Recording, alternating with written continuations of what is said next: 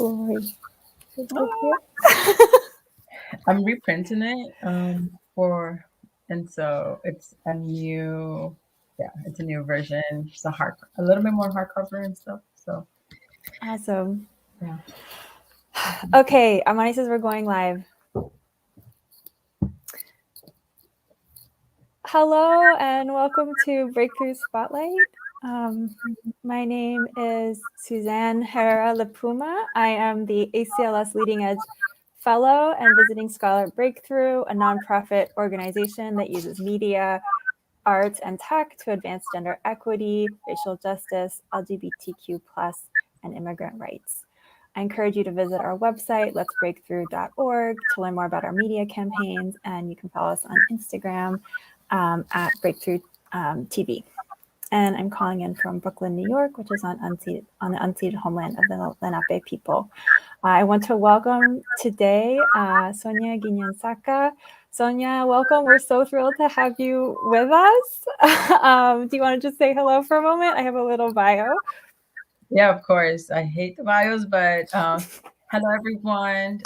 So excited to be here with you all. And I'm joining you from Land, also known as Los Angeles. But excited to be in conversation with you. Thank you so much. Sonia, I know you hate bios, but we'll just do a very quick one.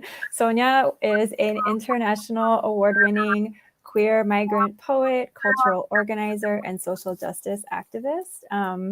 They emerged as a national leader in the migrant artistic and political communities where they have coordinated and participated in groundbreaking civil disobedience actions.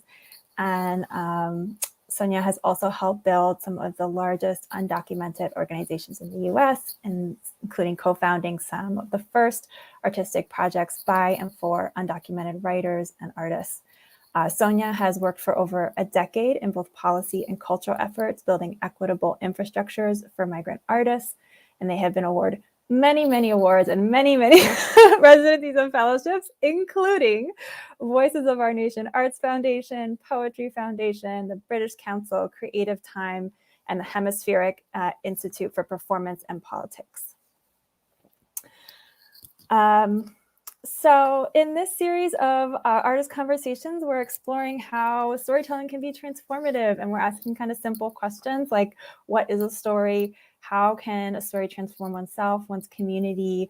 And we're really turning to artists, poets, and activists as resources for what it means to tell a story, to dream aloud. And that includes, of course, being in community and writing poetry.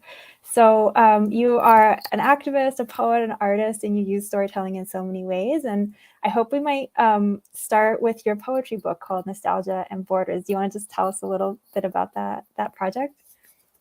Yeah, of course. We're actually 6 years into Nostalgia and Borders. I self-published that with the support of other undocumented creatives.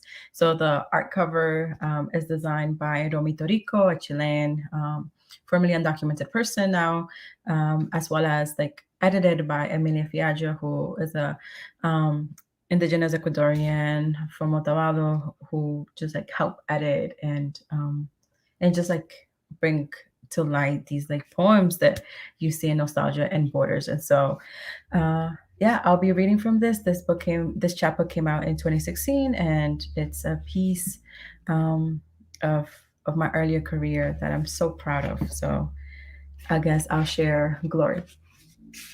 Thank you, Sonia. That's wonderful. Glory. Mi mamá se levanta. A las 7 de la mañana se baña, sus pies bendecidos en agua, es divina. Después empieza con su maquillaje.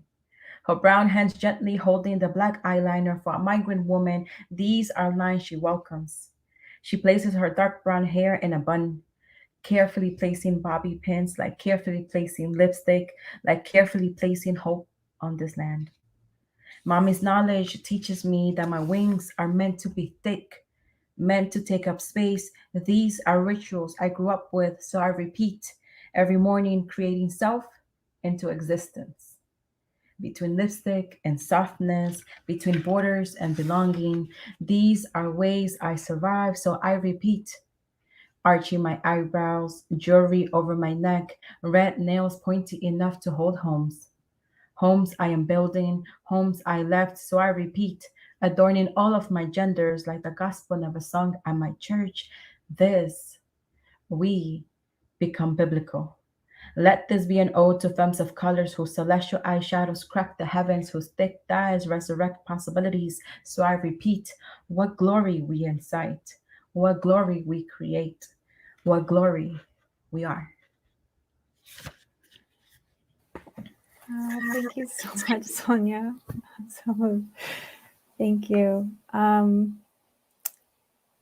That poem, along with many other really moving poems, is part of Nostalgia and Borders. Thank you for this. Like, it's such a beautiful tribute and like, space of hope that you open in this poem.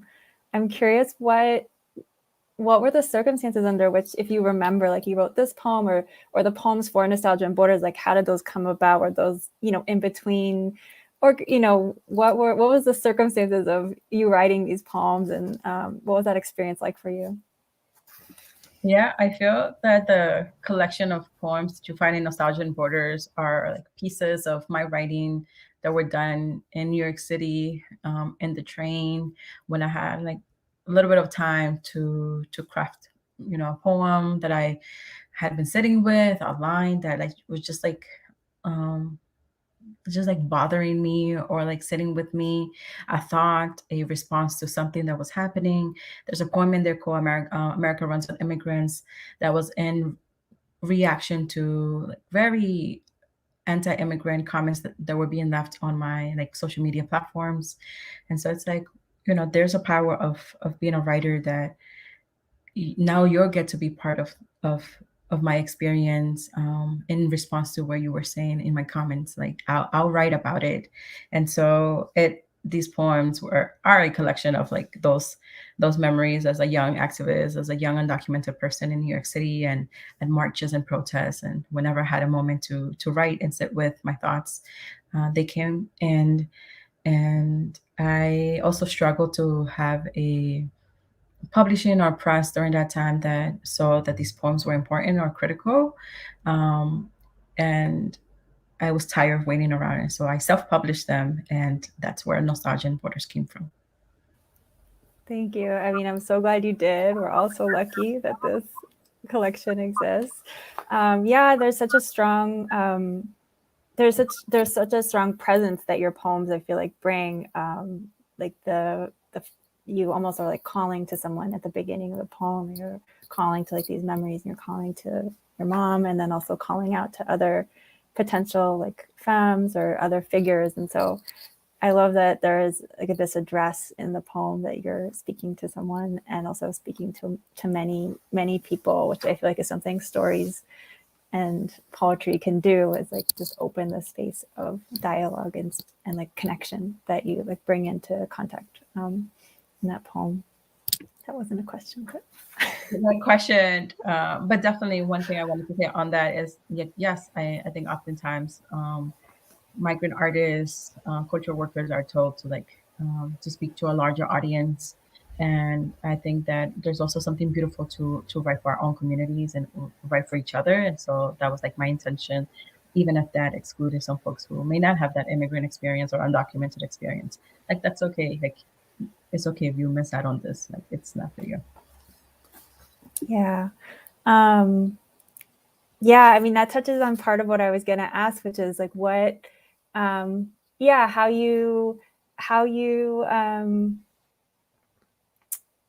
you think about like hope in relation to poetry, or how you think about poetry in relation to like transformation or cultural change. And what that place it holds for you, like personally, or also like in community. Yeah, one of the really great question, and we got a chance to like look at some of these questions in advance, and so I've just been sitting with it. So thank you for asking that and allowing me to explain a little bit of like how I'm approaching my own like poetry, which is like naming those feelings that sometimes we're not allowed to feel. So that nostalgia, that ache, that tenderness, the feelings that come out of trauma. that many times we don't have names to or labels, and sometimes maybe gets addressed in therapy, but there are oftentimes these like emotions that I'm still sitting with, whatever came up for me when I was 5 years old, and I was trying to make sense of not being with my family or with my parents, and then reuniting with them. Um, so that's poetry for me, like a transformation of feeling expansive and being allowed to be this human being with like multiple layers and complexities and layers of feelings, both the visionary, the expansive, the I want to wish better worlds, and holding the reality or the tension of like there's some aches that still need to be addressed, there's some tenderness that still need to be talked about, or at least on my end, like I'm still holding that to be something of my experience right now. So I see poetry as a way to do that, and in poems and long format, or in collaboration, or pairing it up with a visual art with like another undocumented person. Um, so it's been interesting, and I think it also is something that a format that allows me, within the time that I have, like um, with the time available that I have to create. So poetry is a form that is a little bit easier for me. I've been struggling to write. Um, my book agent has like been pushing me to write a memoir, and I just been stuck. But poetry has been like a good medium to just let things flow. Yeah, that's so. Thank you for all those pieces that. Um, I mean, the last thing you said was interesting. Is that like there's something about the memoir, even though I read Nostalgia and Borders, it's such a beautiful memoir. In some ways, it's like a poetry memoir. There's so much memory in it, but that yeah, there's something about poetry that can hold together those moments of hope or those moments of a vision, like you said, like feeling visionary and being in that space of feeling like I'm gonna give words to this vision, and maybe those words aren't grammatical, or maybe they come out in like a way that isn't the way language usually works, but there's a flow that happens there. And I'm always really interested in how art forms can like create those things that isn't the way with sense is usually made, but then when it is a song or it is a poem, and then hold that tenderness as well, as you said, and sometimes pain there. Yeah, I think nostalgia has a lot of pain in it. It, it, um, it so does. And Glory, I think you asked me about Glory a little bit. mhm. That came out of my I was like, there has to be a way. Where's like the beautiful poems? There's like, where's the poems about, about the woods and like the flower? Because I will start writing about a flower, and then somehow it ends up being about borders, or like this like memory I have from my grandparents, and I'm just sitting there like, okay. But the best advice that I got was, like, it's it's what I have right now. Like, this is the feelings that I had in 2016 and in 2018, in 2015, 2020. And so I really appreciate Nostalgia and Borders for allowing me to pour this cup of like nostalgia and achiness and tenderness, and um, that I feel that it's a feelings that we should all explore, and not rush through a journey of healing, without sitting with some of those feelings. Yeah, absolutely. And like you said, just like putting something out in the world that you wanted to read yourself. You're like, where are the poems about this? Where are the poems about that? And the like, Gloria's this poem is this like beautiful homage and like something between like a call for action and a prayer and like a gift. I feel like it has all those pieces to it, and so there's like this kind of beauty that you're like, I want to see this beauty, and then you create it, or you like find it coming through. Yeah, thank you. Well, speaking of working collaboratively, you have collaborated on a video presentation of Nostalgia and Borders, and I wanted to share that with folks who are here with us. Do you want to just say a word or two about this collaboration? Yeah, this is something that I work with Jess X Snow, which is a phenomenal, um, queer, non-binary, Chinese artist, and someone who I've collaborated over the years, and who's also formerly a roommate of mine, and it's just incredible visual artist. And and we paired together our visions to create a visual representation of nostalgia and borders, which features, which I'm really grateful to my grandparents and my mom and my little cousin, who were so down to be part of it. So we can see it. Wonderful. Thank you. And I will just say that we are joined here not visually, but in presence by Amani Ju, our amazing production person at Breakthrough. And so yeah, Amani, whenever you have a chance, we're ready to screen the video. This video also was presented at the Brooklyn Museum. You'd said that it was shown at the Brooklyn Museum on the opening or on the launch as part of the radical Latin American women artists from 1965 to 1985 exhibition, which was a few years ago. Yeah, wonderful. Okay.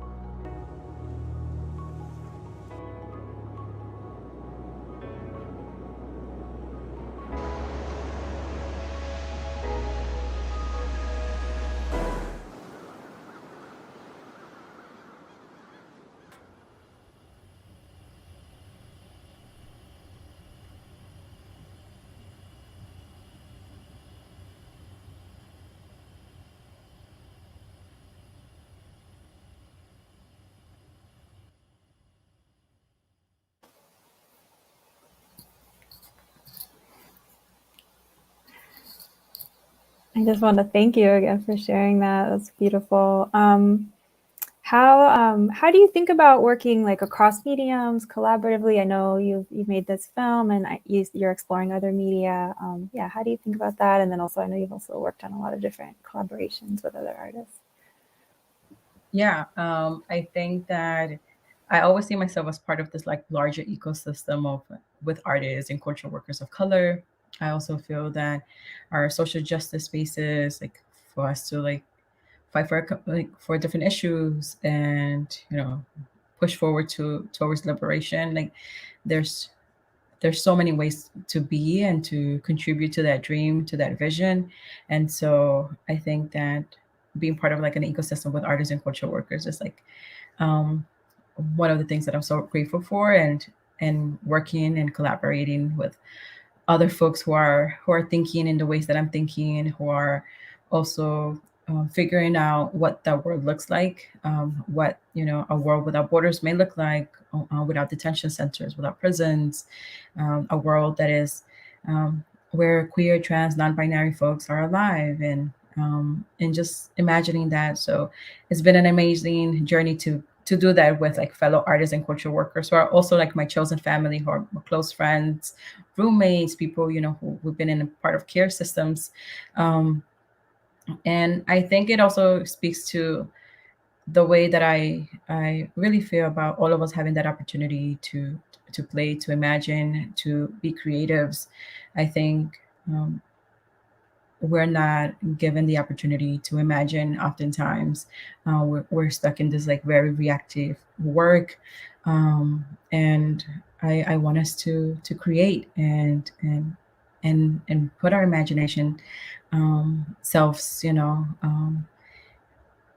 yeah, like I want us to do that. And so and to be able to explore and to have the resources to do so. And so for me, it's gone from like being a poet, to working with other visual artists, filmmakers, photographers, to create those spaces. And sometimes the poem can't get across what I'm trying to share, the stories that I'm trying to share. But working through some visual art, it may do that. And so um, that's where I'm at right now, which is exploring all the mediums, allowing and giving myself that. There's also not infrastructure, or adequate infrastructure for the sustainability of artists and cultural workers of color, specifically who are undocumented, migrant, refugees, people who are queer and trans and non-binary. Like we don't have sustainable models, and many of us are doing it like firsthand and self-taught. And I think that we need more of the infrastructure and structures. And if I can do that, and if I can collaborate, um, we're gonna do it. But I think it speaks to giving us the space to do that. Yeah, absolutely. And I was really so moved by um seeing how your vision translated in the visual, and seeing how like those personal archives are coming, the photographs, and then just like your family being in the images, and like that's just such a moving presence to have, that works so differently from the poems, which are always naming and calling into linguistic presence. But then there's just something very different about seeing you like physically in different spaces. The photographs, which are always a little bit like someone's away when there's a photograph, and then the tenderness of like, I didn't know if you were going to hang in a picnic, and then there's that like moment where everyone gets to share the fruit, the papaya, and mango. Yeah, it was really beautiful. And yeah, I also, so I know we had talked about, yeah, we did do a little pre-planning on the question. So we had talked about, and I know we talked about going the other way, but we had talked about, you've done a lot of work trying to build some of that infrastructure around cultural spaces, but also had started out doing kind of direct action work. You started out in New York, doing like advocating, with the New York State Youth Leadership Council. I think that was that was back in 2008. You started work there, and advocating for educational bills for migrant students, advocating for just more visibility against detainments, and then you became the Arts and Expression program founder. And yeah, I was just interested in hearing some of that journey of your organizing, and then also the movement towards like integrating cultural work into that organizing, or it just being there all along, and becoming more of like a prominent thread. Yeah. Yeah, definitely. I think for me, my trajectory, I like to speak that I was a young person trying to find community, and I stumbled upon this undocumented-led organization in New York City, the New York State Youth Leadership Council. And during that time, there were many organizations who were undocumented-led, like locally, but also nationally. And it was a pivotal moment. I think, we may call it around like movement around like the Dream Act and Dreamers. And so it was a very important moment of wanting to be part of a community and finding those folks who shared an experience of being undocumented, and trying to figure out what are we going to do with our lives and how do we fight for our communities. And that involved like during direct actions, pushing for different legislations, but predominantly like working with like other undocumented folks and sharing our stories, and really shifting the narratives that oftentimes that migrant communities have to be advocated for, versus like we have voices too, and we can advocate for ourselves, and we have the training and the leadership to do so. And so I think that was my way, and how we were working during that time, and that led to doing more national work, and seeing so many other undocumented grassroots organizations being formed, and in Georgia and North Carolina and California, and seeing the different strategies that were being pushed for our undocumented communities. And many of them were like stopping the deportation. There was the Education Not Deportation campaign that I led in New York City, and working on deportation cases, and simultaneously having our national coming out days, to just uplift the stories of undocumented young students. But there was like a lot of heavy and infrastructure building during that time.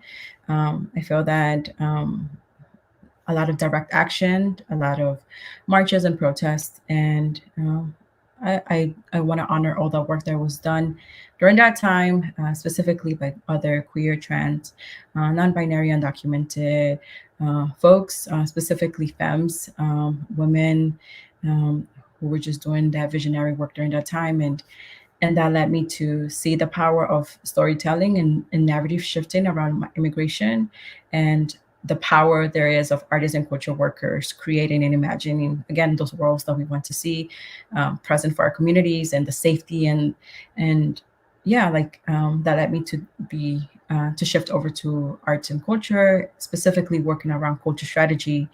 And it's been a nonstop thing. And I feel that working in the arts and culture has given me a space of breath, has given me a space to just imagined, and to create. And at the same time, because there weren't infrastructures or pipelines for undocumented artists, undocumented creatives, there were initiatives that I had to be involved in or start up, because we needed them. And many formal literary spaces, or creative spaces, or funding weren't there available for us. So we had to get it started.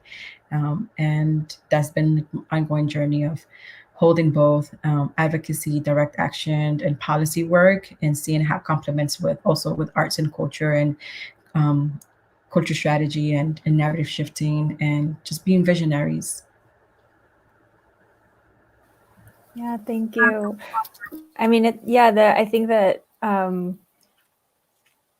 the idea of a narrative shift is something that could be said to be cultural, but it actually informs a political imaginary and the political sense of what is possible. And those are often imaginaries that govern both the everyday and like huge structures of power that determine how, when someone says like, no, I'm not going to do this, or yes, I am going to do this, or this is possible, this is not possible. And so that narrative shift can actually open certain possibilities, or like can be deeply transformative in ways that reverberate through the entire infrastructure of what's like more commonly seen as the political, or seen as like a political or legal or state run realm.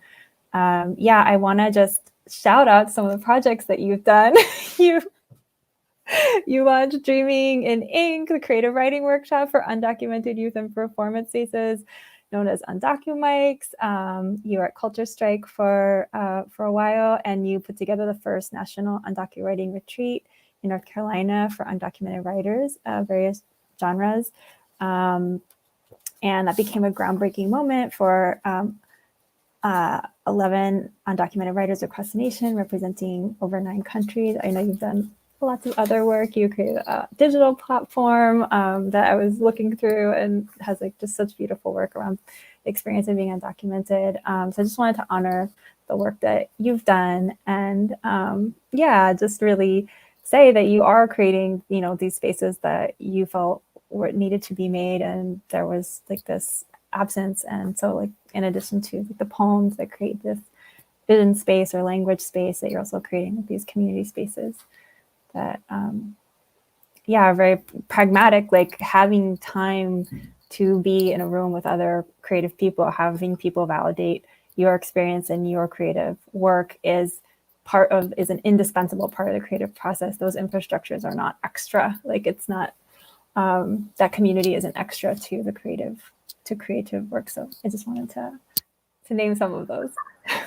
Thank you for that. And I feel that we're such in a really important place right now, where like our larger social justice movement spaces are seeing like the importance of artists and cultural workers. And this is me like calling in so many of these organizations and institutions and spaces and platforms to continue investing and continue to imagine better ways and relationships, and that let it be extractive. Like, we'll just, we'll need that one poem, and we forget that you're part of our community. But how do we like fully like invest and bring in those artists and culture workers, and also redefine what it means to be artists and culture workers? Oftentimes we think very like, you have to be in a gallery, but it raises so many like informal or like traditional cultural work that is being done. I'm also thinking about healers. I'm also thinking about culinary folks and our gardeners. I'm thinking about people who are thinking about our well-being in multiple ways, that also centers like a disability justice framework. I'm also thinking about doulas and like the incredible work that they're doing. And so when we have to be expansive about artists and cultural workers, and as like social justice spaces, invest in them, bring them in. We can't see artists and cultural workers apart from community. We've always been part of community, and many oftentimes we've actually been the ones at the very front of like so many of these campaigns and fights. And there's also folks who may not want to be called artists and cultural workers, and that's okay too, right? And so uplifting that our communities are so nuanced and complex, and that creativity is there. Yeah, absolutely. Sonia, thank you. Before we are wrapping up, but I just wanted to ask if you want to share anything that you're working on now, or that we can look forward to that's coming up. Yes. A couple of things that I'm working on is my own self-care. So this is November, so November, so saying no. And I ask many of us to also like center that and really take care of ourselves. We're still in a pandemic. I think there's so much being asked of all of us in so many different fields to continue producing and showing up and performing.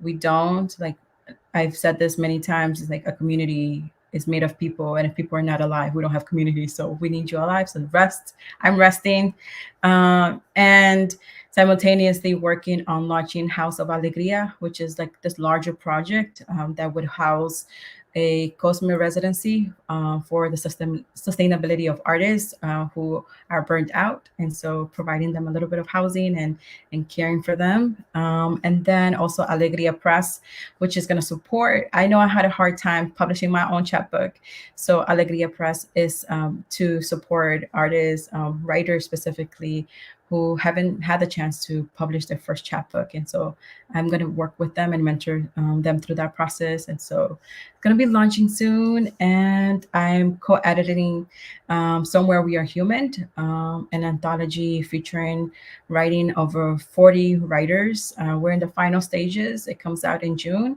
And I'm so excited about that project because it has so many critical essays and poets and visual art of contemporary migrant undocumented folks. And can't wait for people to see it and read it. So again, Somewhere We Are Human through HarperCollins, June 2022. Wow, I'm really looking forward to that and the residencies and hearing how, watching how they develop. Yes, and yeah, I'm excited. I'm just looking forward to all these projects. Thank you for sharing them with us. June 2022 will be Somewhere We Are Human. Thank you for facilitating. And Amani, I feel like, first of all, thank you, Breakthrough TV, for just allowing us to have this conversation. Many times cultural workers don't get to be in conversation. So thank you for the thoughtful questions. I really appreciate it. Oh, thank you, Sonia. Yeah, no, it's been such a pleasure and honor getting to spend time with you. Yes, thank you, Amani, for supporting us behind the scenes and holding down all the tech, and to the rest of the Breakthrough team. And Sonia, we're just so grateful that you've been, all of you, you've shared with us today. Thank you, everyone who's tuning in to this Breakthrough Spotlight. My name is Suzanne Herrera Lipuma, and it's been my pleasure to be in conversation with Sonia Guiñansaca. You can follow Sonia on Instagram, and we're going to put some links into the comments. It's at the Sonia G. And there's going to be some additional resources and projects. Also, be sure to follow Breakthrough on Instagram at Breakthrough TV. And stay tuned for updates on our ongoing launch of Our Stories in Vivid Color, another important storytelling project that is happening on YouTube, and the episodes are dropping now. And you can find that link and more information in our bio. Thank you again, Sonia. And yeah, I'm wishing everyone a good evening. Thank you.